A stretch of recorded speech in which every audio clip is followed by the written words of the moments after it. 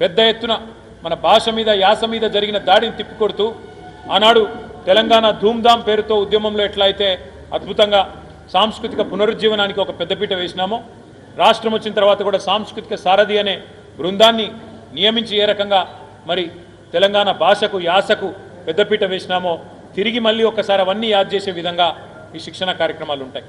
తదనంతరం ఒకవేళ స్థానిక సంస్థలు వస్తే స్థానిక సంస్థల ఎన్నికలు వస్తే వాటిని కూడా ఎదుర్కొంటాం ప్యారలల్గా మా పార్టీ సంస్థాగత నిర్మాణం. అందుకే ఈ సంవత్సరం కీలకమని నేను చెప్పిన మా మహాసభతో పాటు ఏప్రిల్ 27 నాడు రజతోత్సవ సభతో పాటు మెంబర్షిప్ తర్వాత కమిటీల సంస్థాగత నిర్మాణం, కమిటీల ఎంపిక, తదనంతరం శిక్షణా కార్యక్రమాలు ప్రతి జిల్లాలో ప్రతి నియోజకవర్గాన్ని యాక్టివేట్ చేసే విధంగా చేయబోతా ఉన్నాం. ఇక మీకు తెలుసు రాష్ట్రంలో ప్రస్తుతం ఉన్న రాజకీయాల గురించి కూడా మీకు తెలుసు.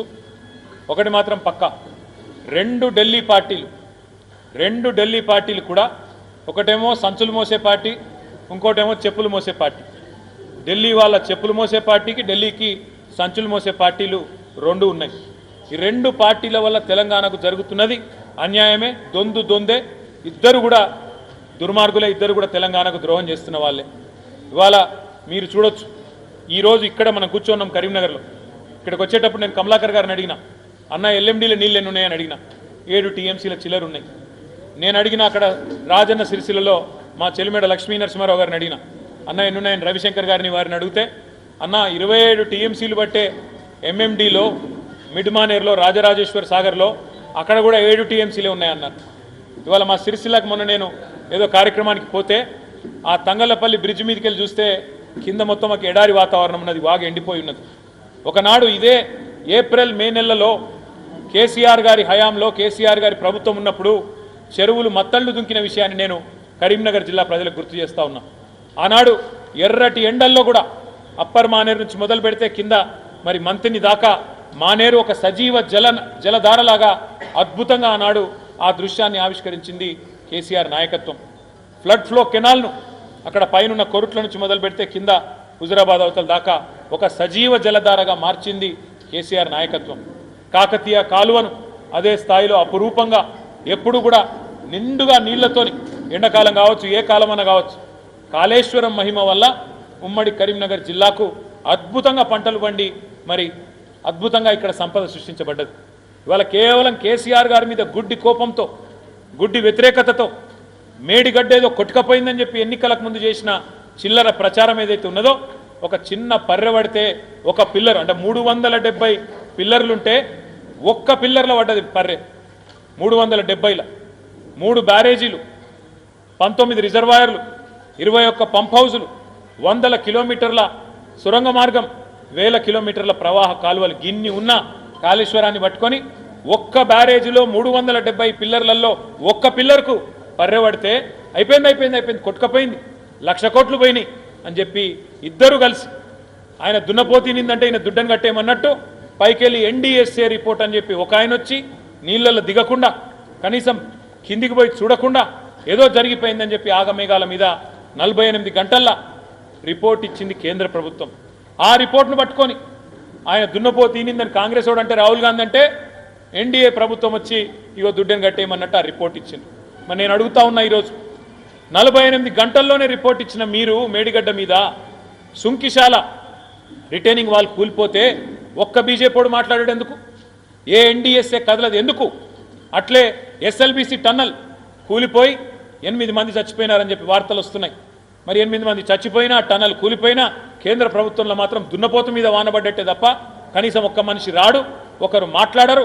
ఈ ప్రభుత్వం మరి ఇట్లా తప్పు చేస్తున్నదనే మాట రాదు, ఎన్డీఎస్ఏ రాదు, ఎవరు కూడా రారు. అంటే దీన్ని బట్టి ఏమర్థమవుతున్నది? ఇద్దరు కలిసి, బీజేపీ కాంగ్రెస్ కలిసి కేసీఆర్ గారిని బద్నాం చేయాలని. కానీ వాళ్ళు ఎన్ని అనుకున్నా అది నెరవేరది.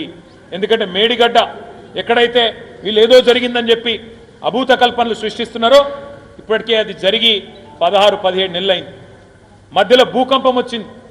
మేడిగడ్డకు కొద్ది దూరమే ఎపి సెంటర్ ఉండే భూకంపాన్ని, అయినా ఆ అతి భారీ భూకంపాన్ని కూడా తట్టుకొని నిలబడ్డది మన మేడిగడ్డ, మన కాళేశ్వరం.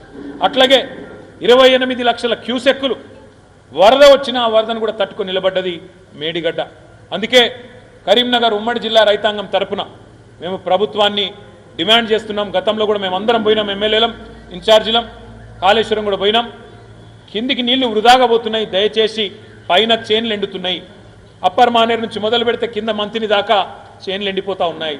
మీరు కేవలం మా మీద కోపంతో, మా పార్టీ మీద కోపంతో, కేసీఆర్ గారి మీద ద్వేషంతో, కేసీఆర్ ఆనవాళ్ళు ఉండొద్దని చెప్పి ఇవాళ కిందికి నీళ్లు ఆంధ్రాకు సముద్రానికి పోతుంటే వృధాగా గుడ్లప్పగించి చూస్తున్నారు కదా.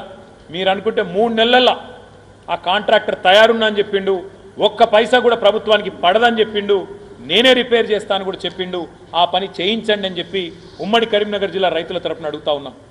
వెంటనే స్పందించి ఈ ఎండాకాలంలోనే మేడిగడ్డకు రిపేర్ చేస్తే మరి మళ్ళా పంటలు ఎండిపోయే పరిస్థితి ఉండదు. మీరు ఇప్పటికే రైతు బంధు ఇయ్యలే, రుణమాఫీ చేయలే, రైతులకు బోనస్ ఇయ్యలే, కరెంటు చక్కగా ఇస్తలేరు, నీళ్లు కూడా చక్కగా ఇయ్యక మళ్ళా రైతులు ఇప్పటికి 520 పైచిలకు మంది కాంగ్రెస్ ప్రభుత్వం వచ్చినాక ఆత్మహత్యలు చేసుకునే దుస్థితి ఉన్నది. ఈ పరిస్థితి ఇంకా తీవ్రం కావద్దు అంటే వెంటనే ప్రభుత్వం తన దున్నపోతు నిద్రల నుంచి మేల్కోవాలి. ఇవాళ మిడ్ మానేర్ కానీ, ఎల్ఎండి కానీ, యూఎండి కానీ, చెరువులు కానీ ఈ ప్రాంతంలో మొత్తం నింపే విధంగా వెంటనే అక్కడ రిపేర్ పూర్తి చేసి 2-3 నెలల్లో నీళ్లు పంపింగ్ స్టార్ట్ చేయాలని చెప్పి కూడా మేము డిమాండ్ చేస్తూ ఉన్నాం. ఇటు ప్రజా పోరాటాలు కొనసాగిస్తూనే మరొక వైపు ప్రభుత్వ అవినీతిని కూడా ఎండగడుతూనే ఉంటాం.